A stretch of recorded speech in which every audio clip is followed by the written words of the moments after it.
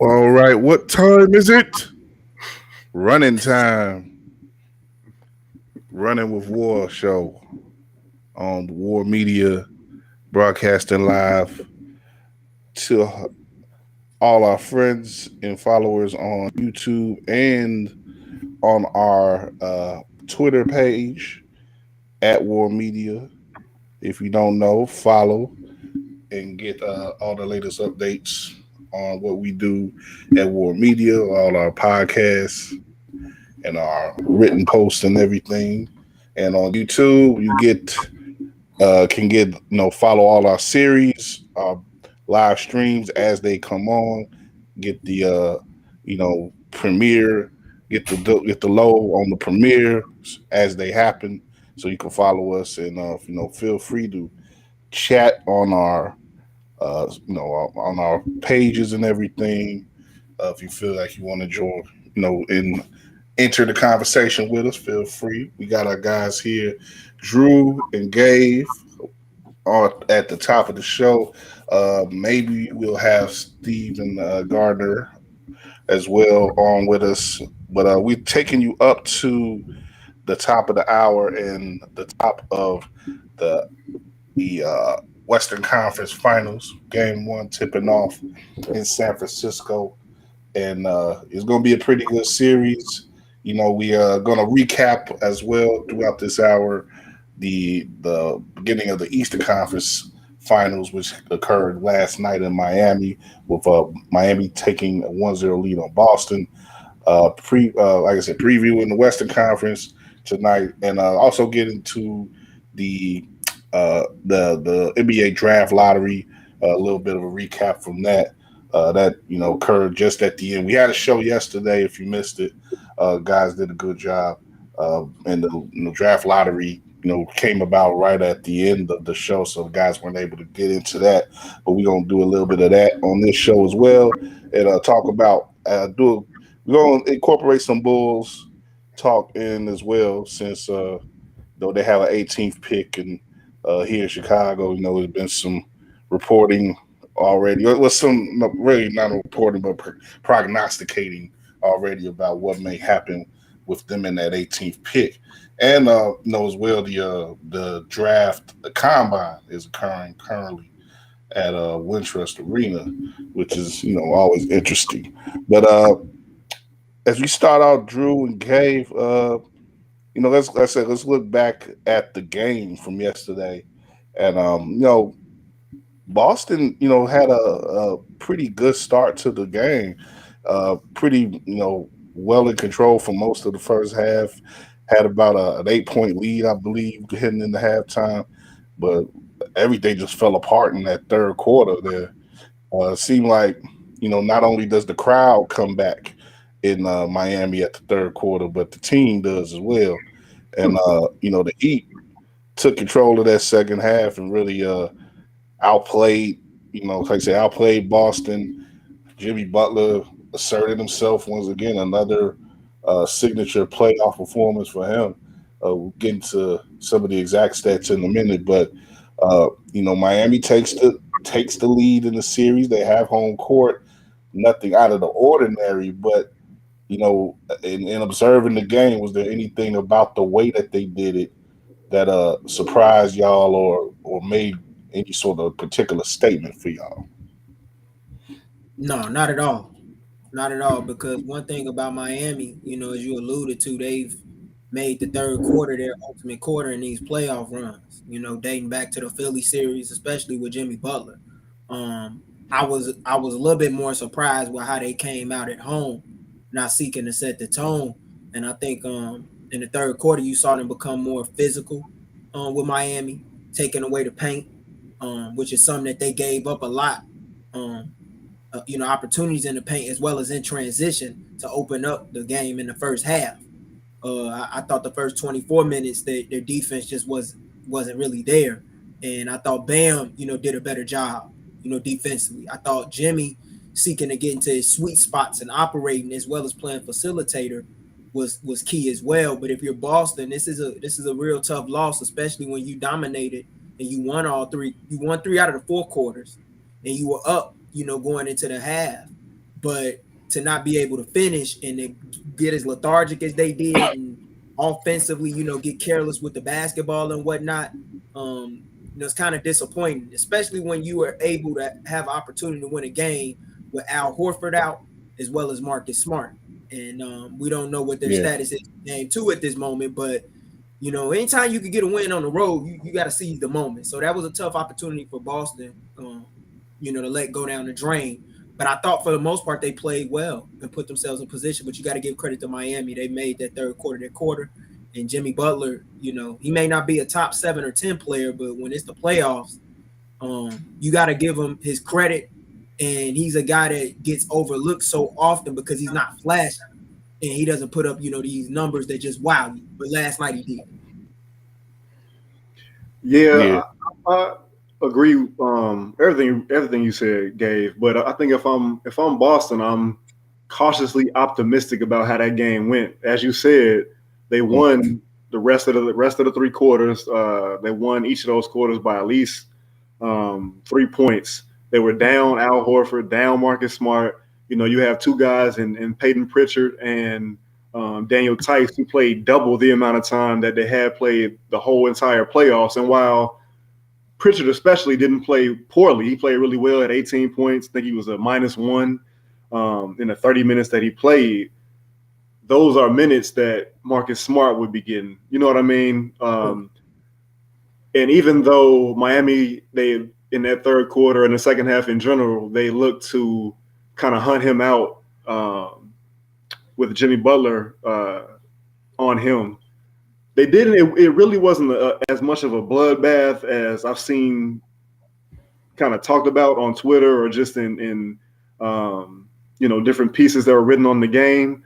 So I think that, again, I say cautiously because we don't know how soon Horford can come back or how effective Marcus Smart will be. But all Miami really did at the end of the day was protect home court, like you said, to start off what you were talking about, Gabe. So, there's still a lot to take away for the Celtics moving forward into game 2. They gotta, just pray that they can get their guys back, their main guys back, so that Miami doesn't have the opportunity to hunt Pritchard or Tice in these next couple games. I agree with you there because Pritchard was definitely getting hunted, and due to his size, mainly, he's a guy that he's hit some big shots for them in the playoffs. But a couple of other people were pointing this out on Twitter. I was talking with, and I was watching what they were saying as the game was going along. This the time of the year where if you a small guard, no matter how great you are offensively, you could get exposed by a bigger guard who's willing to put you on their block because the game is now all about half court execution and operating and getting to your spot. Yeah, and we don't know. We all know Jimmy Butler is gonna get to the line. He's gonna initiate the action. He's gonna force calls, but he has 17 points off free throws. So I mean, I don't know if that's a trend that's gonna continue.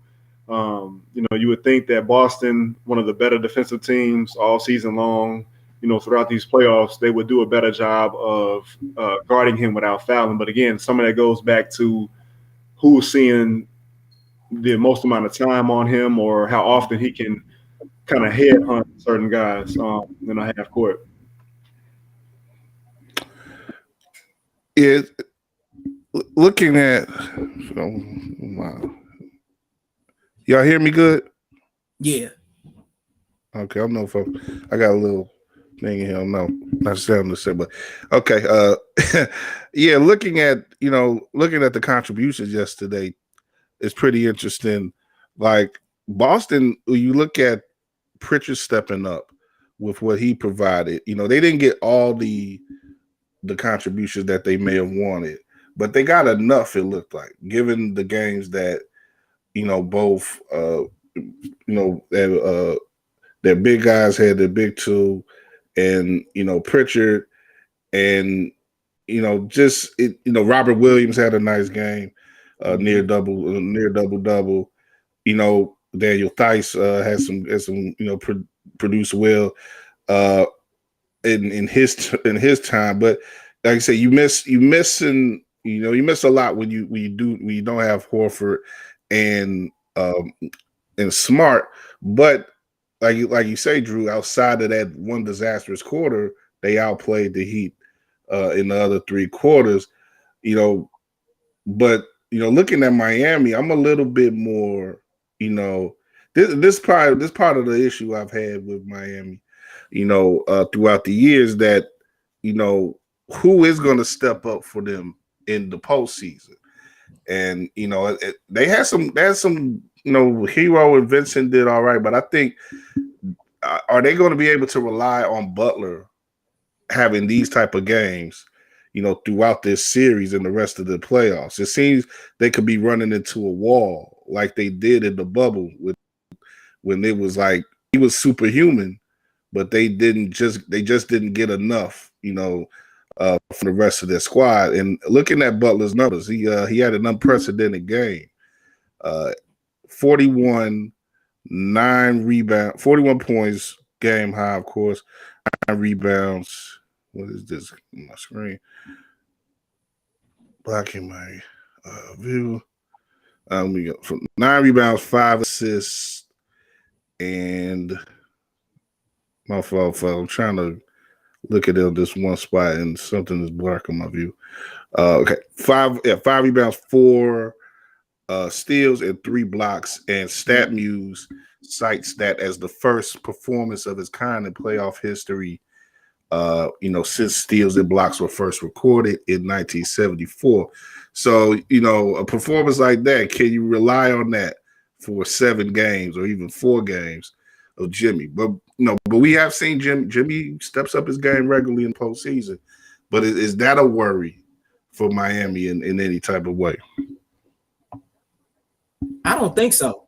I mean, that's what you paid him to do when you signed him.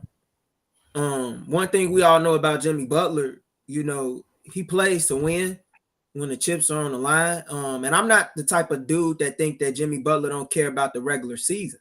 Because he's shown in the regular season that he can put up those same caliber numbers. You just don't see it from him all the time. And even when you do, you don't see him do it in a way that's loud, that stands out to you. So that's why I don't think he gets a lot of the credit that he really deserves until playoff time, when all of the eyes across the country are on him in his game.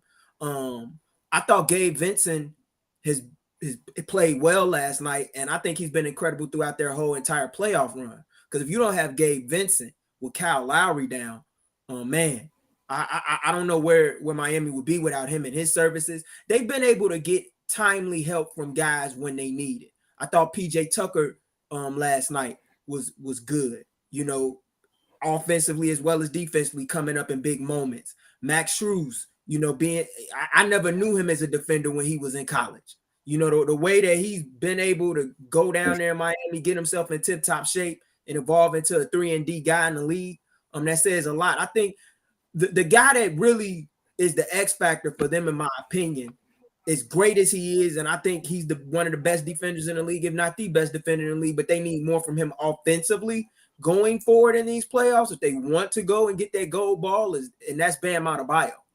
I thought Bam, could have played a much better first half. Yeah, he stepped up defensively, but I think he's gonna have to start inserting his will and being more aggressive on the offensive end to kind of relieve, some pressure off of Jimmy going forward in this series. But do I think Jimmy can do that every night? No, because 3 blocks for a guard, that you don't see that too often. And I doubt that'll happen again, as great as he is defensively. But I think Jimmy is definitely capable of, having some 30-pointers here and there. In my opinion, I mean, besides maybe Luka, you could say that he's the best player in these playoffs still standing. Right quick, to clarify a little bit more, I think, I still worry though, because like you say, they need someone to have like the timeliness is important, like you say, Gabe, and the way that they get their guys to to contribute, especially point wise. But I think who's going to have that other 30-point game for Miami? They maybe they won't even need it, but unless Jimmy is averaging maybe 30, 35. You know, they may need some sort of outsized contribution from someone, like at least in one game or so, that could carry them or be sort of an unexpected thing that throws Boston out of whack. Because Boston should be able to continue doing what it wants to do, at least game plan wise on defense. They may not execute as well as they want to every time, but they can. I don't see why they would need to go out of their to defend Miami when the only guy you could really worry about hitting you with 30 or 30 plus is Jimmy. So that's all I'm saying about that. Hero could do it. Yeah. Hero is a wild card Yeah, he guy. can. He's a herky-jerky guy. But then when you're talking about 30 with a team like Miami, it's got to be like strength in numbers. Sometimes you could get 30 and get it, 10 apiece between three guys. That's the one thing that stood out to me last night was, in spite of all the injuries that Miami is dealing with right now, they still got guys stepping up and contributing. Like they do what got to be done. I don't even, in my opinion, I think Boston's gonna win the series in 6 games. But the fact that they still got a chance, and they showed that last night in the third quarter, that's, you got to tip your cap to them. With a hell of a 3-point shooter just buried on the bench. Yeah, 90 million, getting paid 90 million, not even playing. Yeah. I think to your point, I think Bam has to be that guy. It's funny because we talk about like young big men. I think I would definitely put him in a tier ahead of Jaren Jackson Jr. But at least with Triple J, like he looks for his offense. Maybe it's a consequence of the system they run or the team that they're on, the teams that they're on. But Triple J like looks for his offense more, and although he's kind of OC at times, like he catches and his first thought is, how can I get this shot off, or how can I get to the rim? Whereas Bam, it almost looks like he wants to defer first, and then if nothing else is there, then he'll try to go get a bucket. But I think he would do well for himself, and he would alleviate a lot of pressure off of Butler, and also mitigate Kyle Lowry not being here or not however many games he's able to play.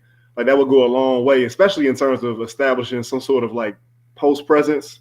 Not saying he's like the next coming of Akeem Olajuwon, but he can be effective down there in the right spots. Mm-hmm. All right. You guys got any other thoughts on that game or that series as it turns around to game 2? Just for Boston, taking better care of basketball. When you know Spoelstra is gonna always seek to go to that 2-3 zone, you got to find a way to move the ball around. I think they settled far too much in that third quarter, and I think they got real lazy and lethargic. And they got to bring that energy as they did in the first quarter. I felt like they put a game together where they really should have won the game. And that was a game they let get away. Yeah, they should be cautiously optimistic, as Drew said. There's nothing to be down about. It's only one game. But at the same time, this is a team that has shown a huge amount of growth. And they got another opportunity to do that tomorrow night after, putting up a very bad quarter in the third quarter that really cost them the game.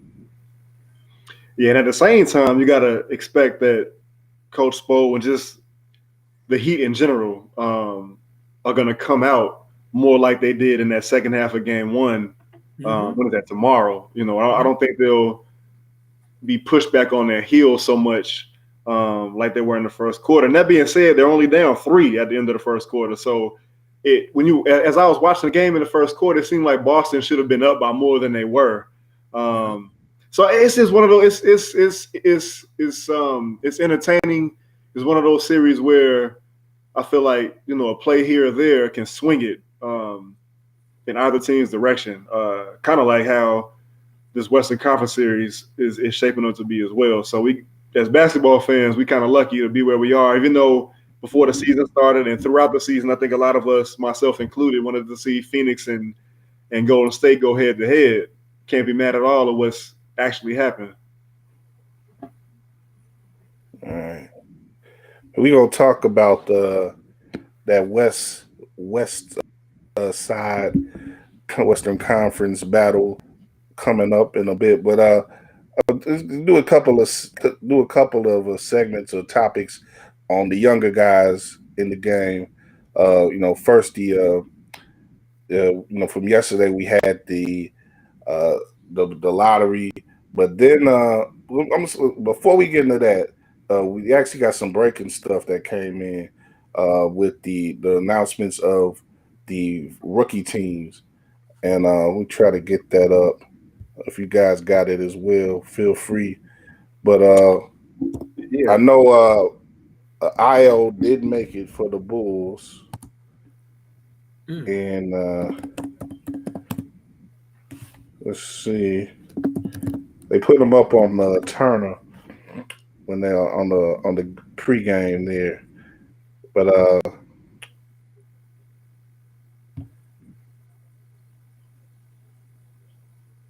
give me a second here. I see the All NBA first team was you had Go ahead, Franz go Wagner. ahead and name it off. Yeah, Franz Wagner from the Magic, Jalen Green from the Rockets, Evan Mobley of the Cavaliers, Scotty Barnes from the Toronto Raptors. That makes up the All NBA rookie first team. And then to the second team, Bones Highland made it from Denver. And I'm seeking to see who else joins him on that list because I see the Nuggets I released a piece on it. Yeah, I got it in front of me. Yeah, that second Okay. team, Bones Highland, like you say, Io, Chris Duarte, Josh, that's Indiana, Josh Giddey from Oklahoma City, and Herbert Jones from New Orleans. So, yeah, pretty nice group there. I don't know if there's any obvious arguments or anything there. Um, the rookie of the year hasn't been announced yet, has it? yeah, Scotty Yeah, Barnes got it. Scotty won. Scotty They did. announced that was Okay, the yeah, first award they announced. okay, yeah, there we go. It's Yeah. a little wild that, but Scotty, yeah, I think nobody argued with Scotty winning, and of course he makes the first team as well. And anything that jump out at y'all in regards to those two teams there? I think I say primarily from a Chicago point of view, we were pretty glad to see Io on the team. Definitely deserving. Uh, you know, pretty hard to break that first line given the contributions that those particular players were able to make. These were all guys who played on teams that they needed to do more for the most part, and they pretty much contributed more overall to their team. But still, when you look at uh, the second teams, definitely whether it's Duarte in his shooting or Gideon is playmaking, Highland as well, and Herbert Jones really towards the end of the season really got with New Orleans in the big games that they were able to play, trying to get into the play in and getting into the playoffs really showed off his versatility and skills, especially on the defensive side. You know, a lot of times, people talk about what hands the game is in. The game is in good hands with these young players, and I think this is another group of guys who came in this year who made a nice impact. Yeah, just looking at these two teams and these 10 players, you wonder if there's ever a season to come where you see Io, Herbert Jones, and Evan Mobley make the all defensive teams. Yeah. The way these guys play D and the way that they help their teams because of the way they play defense. Probably a long shot to see all three of them make what is it, two teams or is it three all defensive teams? It's two. It's two. Yeah, see that's tough. You only got 10 players in those spots, but just the contributions those guys made to playoff contending teams is pretty outstanding. I agree. I think Evan Mobley actually has a legitimate shot of making all defensive second team this year as a rookie, which would be a magnificent accomplishment because he'd be the first rookie since Tim Duncan to make a all defensive team.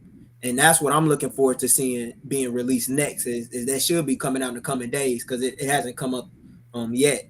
But I think Evan Mobley has a very strong case, and in my opinion, he was one of the main reasons why Cleveland was a top 5 defense for most of the year.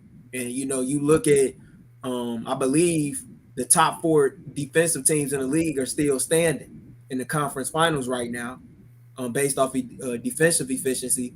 And Cleveland was right there, and maybe had it not been for some key injuries, late, they might have not even been a play-in team. They might have been able to get one of those final, seeds within, from 4 through 6, where they were at for the majority of the year. But I like the rookie class this year. I think they got a chance to do something even bigger and better.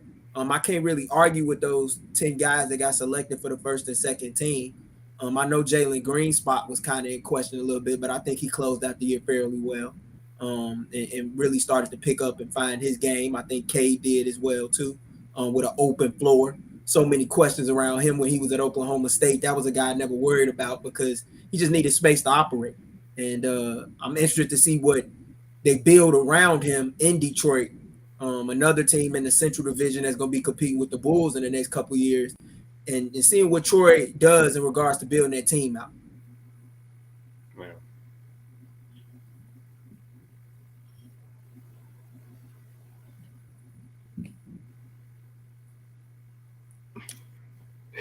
Yeah, man.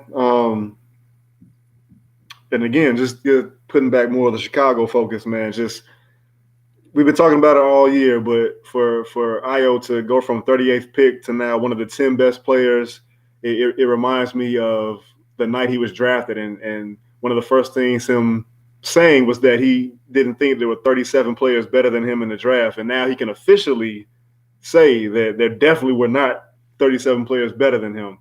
I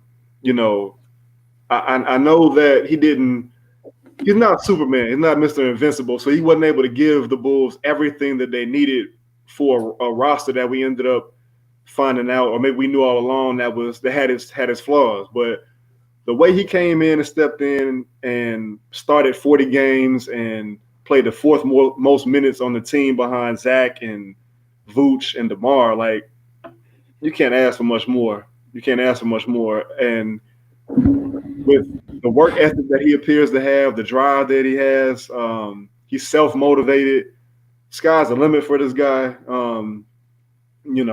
If it hadn't been for, or if it wasn't for the team's guard room being so injury prone, or I don't want to say injury prone because Zach for a long time was doing pretty well for himself, but if it wasn't for that, Lonzo and Zach being hurt and Caruso, the style of his play, I don't think the Bulls would be thinking twice about Kobe White. Whereas now, because of the injuries and because he is, still theoretically what this team needs off the bench in terms of his three-point shooting prowess, coming off a season where he just shot a career high from three, a career high at the rim, I don't think that they can so easily brush him off in terms of trying to flip him for something else that the team needs. Like, we'll see where it goes, but hats off to Ayo, man. That was a hell of a season.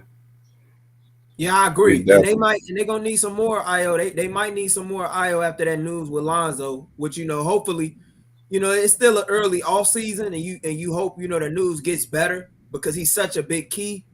But if depending on how that situation goes, and if Ayo continues to improve and ascend upon his, level of play that he showed this year, you might be looking at the future starting point guard of the Chicago Bulls. You never know. True. Yeah, that's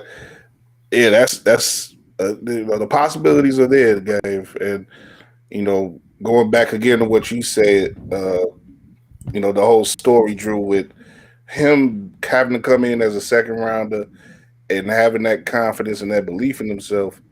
And, there was 30 guys, 30 plus guys who had a chance to make one of these teams, to get one of these 10 spots. And, he overtook, the majority of them to get in there in that second team. So definitely it shows you fortitude that Ayo has, and it's definitely a great start to his career.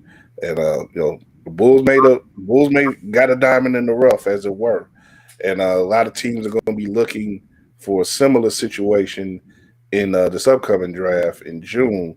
And as we take it to a quick look at the the lottery as it unfolded last night. Of course, the number one pick goes to Orlando, and you have Orlando, I believe, OKC, Houston, and what was the number four spot?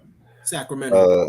Sacramento, yeah, Sacramento in that top four, extending to the top five with what was that game?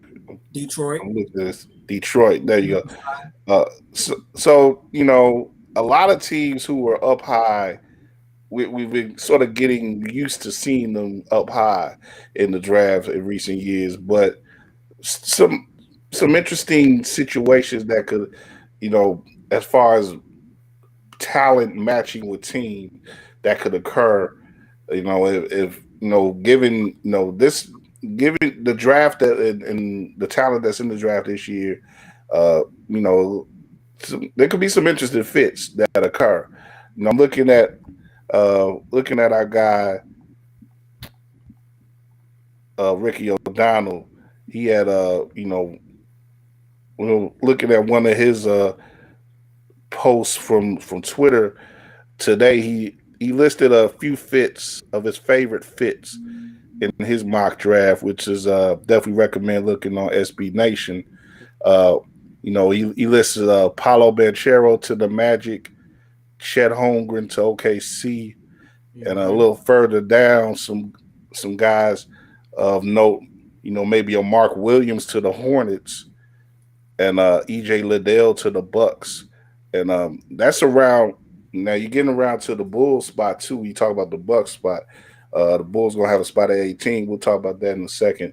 But as far as the top spots go with the top team, Gabe, I'll let you go off with this because I know you pay a good attention to the college rankings. Uh, college ranks, I should say.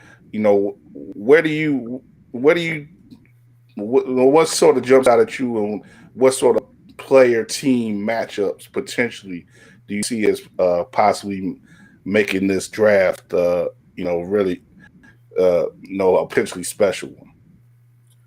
I mean, when I look at the top three guys in this class, whether it's Jabari Smith, Chet Holmgren, Paolo Banchero, I feel like they fit on any one of those three teams with the top three picks.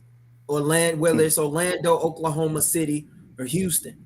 When you have the top three pick in a draft, I mean, you could pretty much go with the best player available. But I think either all three of those guys could fit in any three of those teams. Like you put like Orlando to me, when I look at Orlando, they don't have a guy who their offense is really predicated around right now.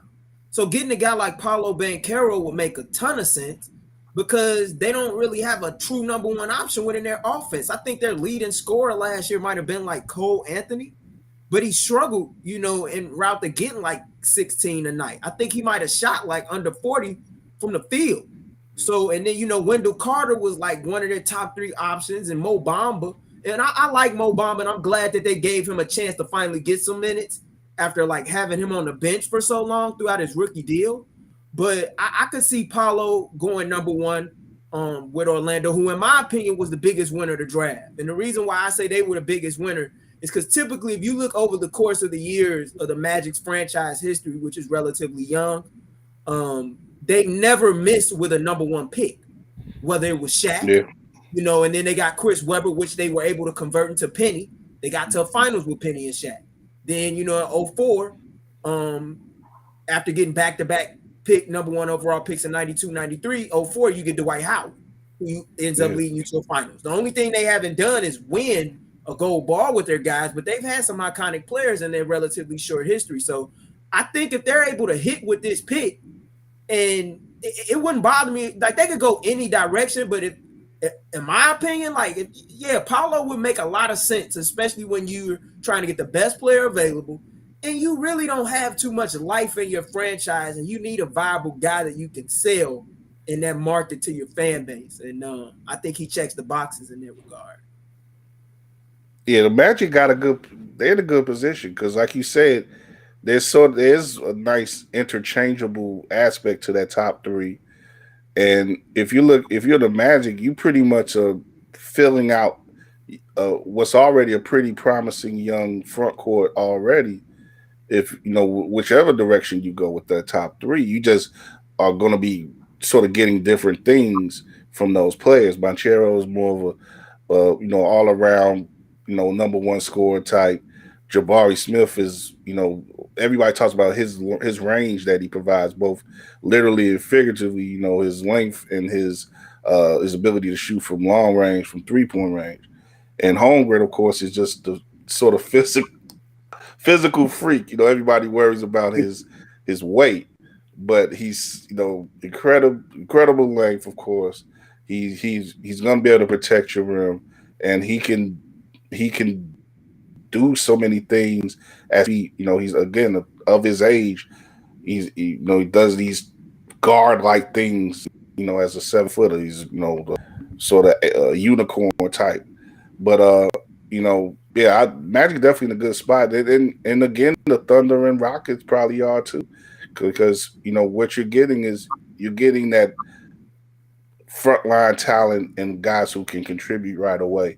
If in any of those spots, and going back to Ricky O'Donnell's mock, he has the Rockets getting Jabari at 3, and you mentioned in our text chain or our inbox chain on Twitter, Gabe, that's the first mock that you've seen Jabari outside of number 1. But knowing your history with Houston, the way that you followed them, you've written about them and everything. Do you think that could be an even better spot for Jabari in Houston as opposed to on Orlando or Oklahoma? I think Jabari fits in any one of those 3 slots. Whether it's Orlando, OKC, or Houston. I don't think if you're the Rockets, I don't think the Rockets would complain at all about getting a guy like Jabari Smith if he was on the board.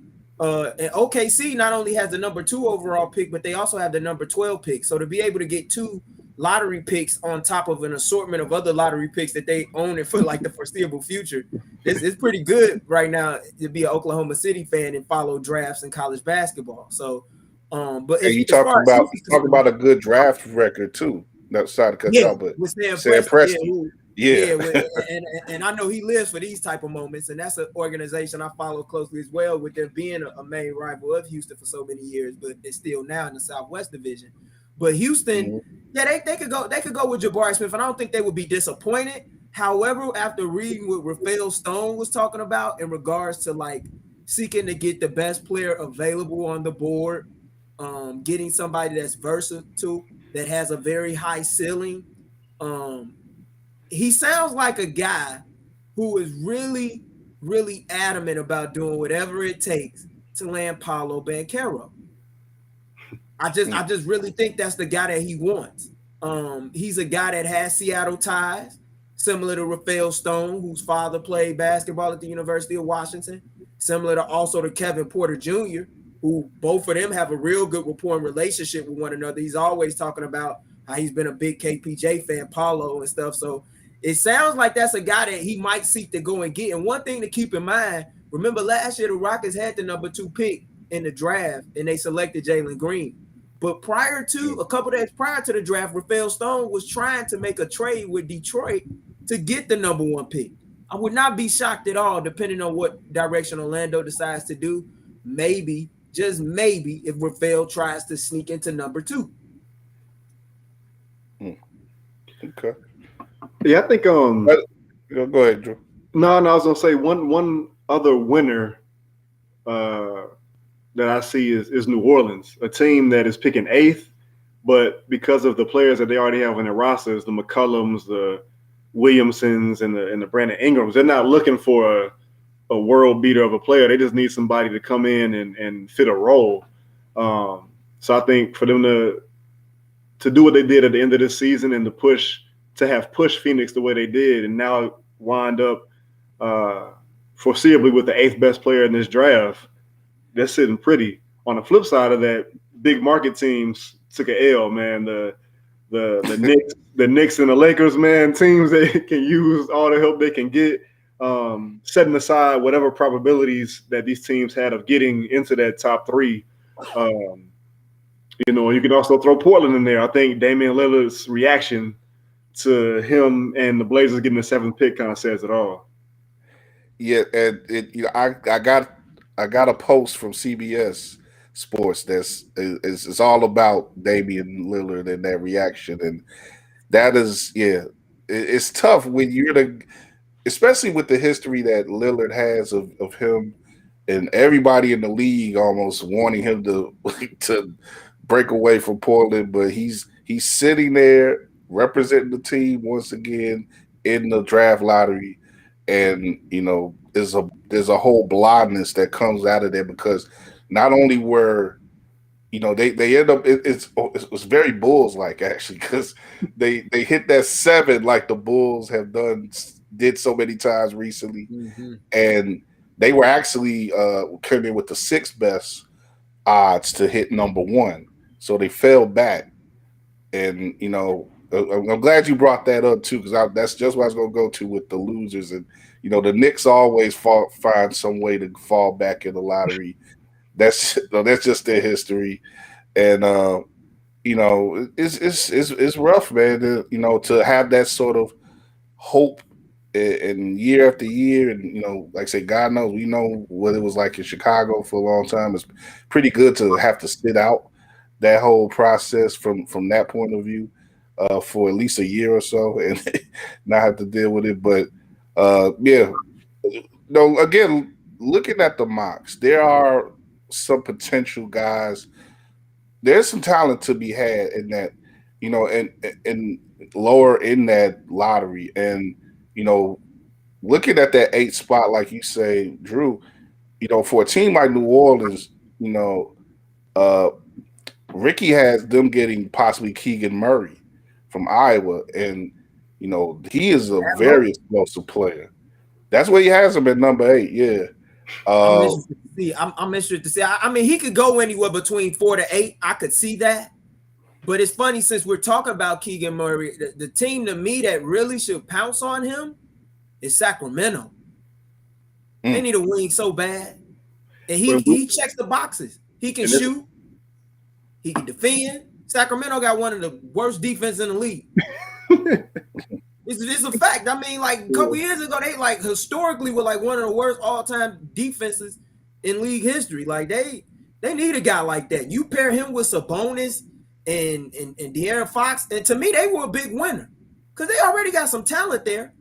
If they my only question is, are you gonna go best player available or you gonna go with fit? If they go best player available, more than likely you taking Jaden Ivey. I just don't think he fits there.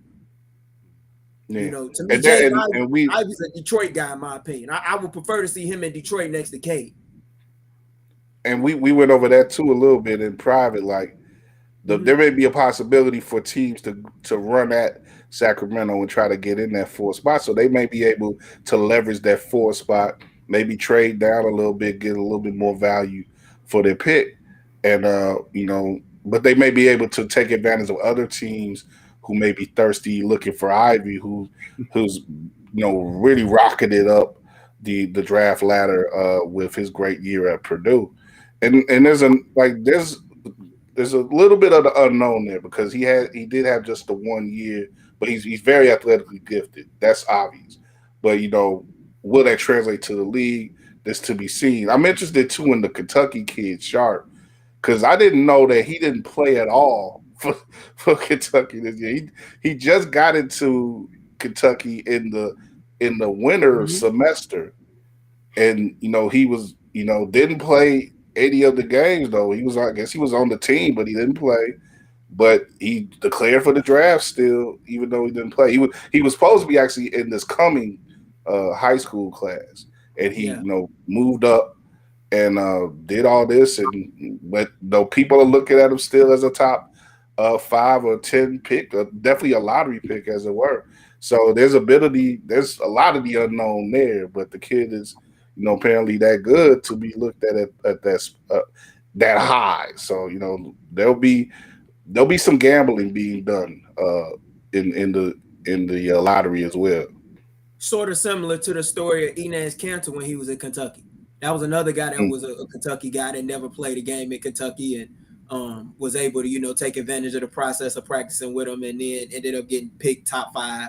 I don't think Shea Sharp will get picked top 5, but he's a guy that I could see going 8 to New Orleans. I mean, and I'm not knocking Ricky for saying Keegan Murray to New Orleans just for the simple fact, if I'm New Orleans, and I'm Trajan Langdon in that front office, I'm looking for a shooter. And Keegan Murray is that type of guy, but I just think when you got a guy like Trey Murphy in the mix at the wing, I would think that they would try and go more for a 2 guard or maybe a 1 guard to pair with CJ in that backcourt. Because I feel like from a front court perspective, New Orleans is solid. They're pretty deep in the front court. With Bi and Jackson Hayes and all those young guys and Herb and Valanciunas and so forth. Keegan could fit there, but it's a lot of it's crammed up. I just feel like Keegan to Sacramento makes a lot of sense. To me, another big loser in the draft lottery was really Indiana. To not get a top 5 pick after the year that they posted, especially when they haven't had a top 3. I don't think the Pacers have had a top 3 pick since Rick Smits when they drafted Rick Smits, and that's like 1990. That goes to show you how dominant in a first-class organization they managed to be in spite of not winning a championship, competing year in and year out in the East. Yeah, definitely. Indiana has competed more often than not, but there's a certain class of teams too. Like I sort of look at them in Portland as mirror franchises, where they more years than not they compete, but they can't seem to break into that upper tier. They have to do most of everything homegrown, and you never see, outside of like you never see, like I said, Indiana in that top 3. You don't see him. Portland has been there a couple times, but both times, famously didn't work for them when they got, when they got Sam Bowie and in the '84 draft. And when they got Greg Oden, 07. So so they've had to do things differently than like a Cleveland or Orlando, like who were able to get in the top in the top 3 and strike it rich, and other teams who have been able to do such as well. But like the Bulls who did it in 08. But right quick before we finish off and get we'll do a little quick predictions on Warriors and Dallas. But at 18 the Bulls, I want to bring up a post by my man Rob Schaefer at NBC Sports Chicago. He actually outlined a few mock drafts, including Ricky's at SB Nation, people who mentioning, like I say, where they think the Bulls could or should go at 18 in this coming draft. ESPN, I put the link up too in our chat, but ESPN has the Bulls going with Jeremy Sochan, I believe how you pronounce that, a forward out of Baylor. The Ringer has the Bulls going guard with Malachi Branham from Ohio State. The Athletic has Tyree Eason, a forward, 6'8" forward from LSU, and Sports Illustrated. I don't know if that's a guy Wu, but they have Patrick Baldwin, who is a pretty interesting story behind him. Went to Milwaukee, was a top recruit coming out of high school. Went to the University of Milwaukee with his pops, and that just didn't work out for either of them up there. But they have him going to the Bulls at 18. CBS Sports has Walker Kessler, big rim protector, defensive player of the year, and he had a SEC. Oh, I didn't catch that. It says ACC in this post from Auburn, and yeah, that's what some of the talk is so far. The early talk for the Bulls at 18. Any of those particular options. So you guys can speak more to the specifics of each prospect, but because there's probably going to be there's a premium on wings in the league, more so than big men, I would say. So if I'm the Bulls, I'm looking at one of these wings, whether it's Eason or the kid from Baylor. That's who I'm kind of focusing my attention on if I'm AK, if those guys are available within that spot, because you got to beef up that front court. And even though the backcourt situation is a little in flux right now, I think you would rather have a more experienced player coming in at that backcourt position where you can find maybe on the free agent market this summer. So that's what my head is. Okay, so you wouldn't want to risk putting a rookie in that all important, backup center position possibly. No, because like wings and bigs are kind of what everybody's looking for in the NBA in terms of kind of filling out their rosters, if that makes sense. So I don't know, with the lack of resources that the Bulls have, if they're going to be able to lure some of those type of guys away from some of these other championship contending teams or teams that have more money to throw at those guys. So I'm looking at these wings first, and then kind of going off of that, moving on from there. Kessler seems like a big time talent in terms of his rim protection potential, but I think I'd rather get another kind of do it all, quote unquote, wing, especially on the defensive side of the ball. Gabe, what you think? Walker Kessler would be very interesting. He would be, in my opinion, a safe pick. Because worst case scenario, you getting a high level rim protector, a guy who can also stretch the floor and shoot a little bit as well.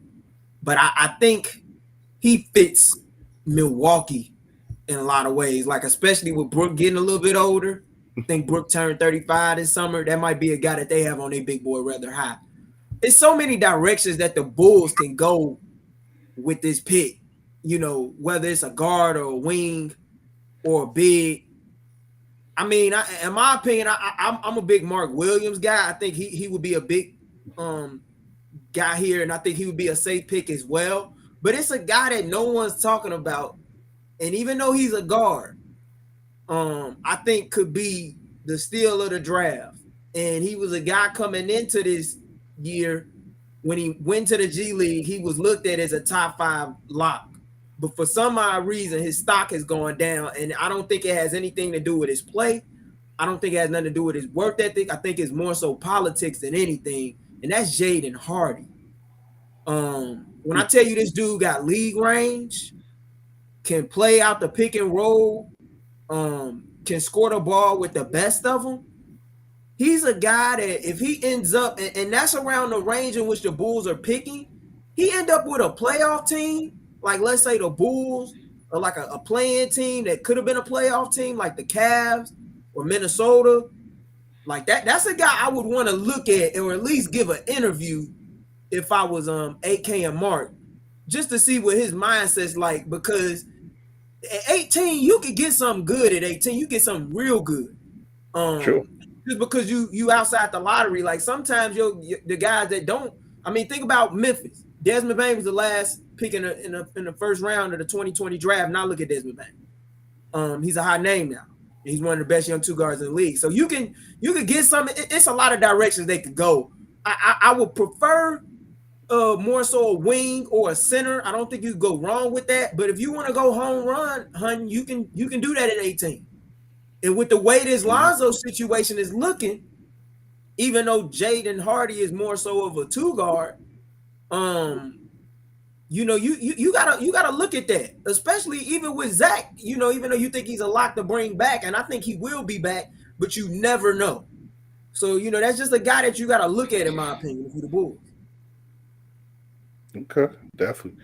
And you know, like we said before when we were, you know, giving Io his props. You know, the guys who are making those calls, you could they know how to scout talent and they know how to get guys who maybe are a little bit overlooked or whatever narratives, narratives get pushed on these kids a lot in these drafts, and for some reason it makes people overlook them. But the right guy, the right team can make a difference, and Io on the Bulls definitely made that difference this year, and then they can maybe do it again with this coming season with another rookie. It will make I think it'd be nice if they could find another another guy, a young guy who can contribute right away with a little bit more of an added maturity than the typical 20 year old or 21-year-old.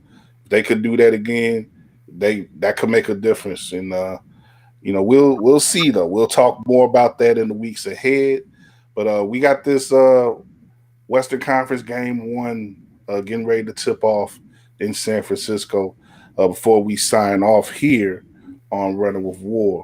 What you guys your final thoughts, leading into this game. Is it Luka against the world, or is it I guess that would probably be the main storyline. But Golden State's going to be looking to reassert itself and show why it's back at this position. We pretty much know that, but can Dallas make the statement that it needs to make tonight to possibly allow itself to compete throughout this series? Man, I don't know, man. I feel like my head is telling me that when all else fails, I need to go with the experience of the Golden State Warriors. But then there's a little voice in my head that's saying, man, but the best player in the series plays for the Mavericks. And the Mavericks got some defense. And the Mavericks got some shooters. And the Mavericks got a coach that nobody saw really doing what he did this year. So I really don't know what to make of this series, man. I don't know how they're going to go about defending Doncic. It'd be interesting to see if they start playing some sort of zone against him, because while Jason Kidd can kind of orchestrate an offense where Doncic can look to attack certain guys on the Warriors, Steve Kerr has made it be known that it's not his type of thing. He's not necessarily going matchup hunting. He is more of the idea of he's going to kill you with ball and player movement. So I don't know, man. I don't know where this goes. I guess I'm going to lean Warriors in 7. I guess, but I'm not confident. I understand. Okay. Appreciate the series prediction as well, Drew. I understand, because you know why? It's like I told my homeboy who's from Texas, Evan Sully, who's a big Mavs fan, and he do a lot of podcasts on Dallas sports and stuff. And we've been talking a lot over the years, and I always told him be patient for this moment. And I'm like, they playing with house money now. Yeah. Dallas is playing with house money. They have nothing to lose. The job that Jason Kidd has done with this team, it's coach of the year-esque in the second half, I must say. And I think that they got a legitimate shot. I really do. I think that they can win the series in 6 games.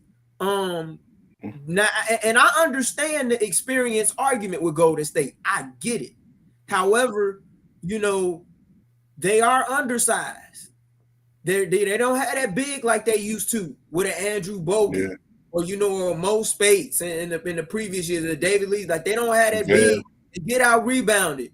If Dallas bring the energy, they got a chance. If Spencer Dinwiddie can be consistent and showcase what he showed on Sunday night, knocking down threes, going head hunting, seeking out Looney or whoever the big is that's slew-footed, they got a chance. And even though Steve Kerr is more of a ball movement guy, I do expect the Warriors and I do expect Steph to hunt Luka in a way similar to what they used to do in the conference finals when they matched up with Houston. They would always attack James and Chris. As much as possible to make them work a little bit. So I think it'll be a hell of a series. But I'm not gonna lie, I'm really feeling Dallas. I'm feeling Dallas, and I'm feeling Dallas in 6 games because I think if Dallas get one game at the Chase Center between this one tonight or on Friday, they got a chance. Because one thing about Dallas, fans show up, and Luka show up, and then role players show up. They do. Well, yeah, that's I love that you're going in different directions, guys, and I think I'm gonna, I'm gonna stick with the experience, like Drew said, and probably say Golden State is 6. But I just think Golden State got a little bit they got more horses, and to be able to match them point for point and throughout the entirety of the series, I think it's gonna be a little bit too much for Dallas to ask in this iteration. Maybe next year they'll have some more guys who can come at Golden State in the way that they need. Maybe they'll get a little bit more size and have an advantage that way. But I think Golden State's going to just have a little bit more than Dallas can handle, and they'll be able to finish them off in 6 or so. But it should be a fun series, like y'all say. I don't think there's much of a disadvantage in the coaching ranks or anything. I think this is a pretty good matchup, and I'm looking forward to seeing how Dallas plays at this level. They're starting out pretty well, matching them, basket for basket so far. But we'll see how it goes. Though we'll have a couple games in next time we all get together early next week, so we'll be able to get some reading at how things are going in the series. So keep up with us here on Running with WARR and WARR Media. All the platforms that we're on, WARR on Anchor, our podcast platform. You'll be able to listen to. I'll upload the show from Tuesday tonight, and this one will be on our podcast platform not long after that. And of course, all our other shows coming up this week: Second City Sports, That Davis Show, At Bat. We got a new episode of At Bat, our baseball exclusive podcast. Check that out if you want to get the latest on the Sox and Cubs and the MLB at large. And that's it for now, though. I'll let you guys watch this. I know your eyes are wandering a little more, so I'm gonna let you guys pay attention to the game as I will as well. And like I said, we'll be back sometime early next week with another Running with WARR. Y'all stay good out there and keep bouncing.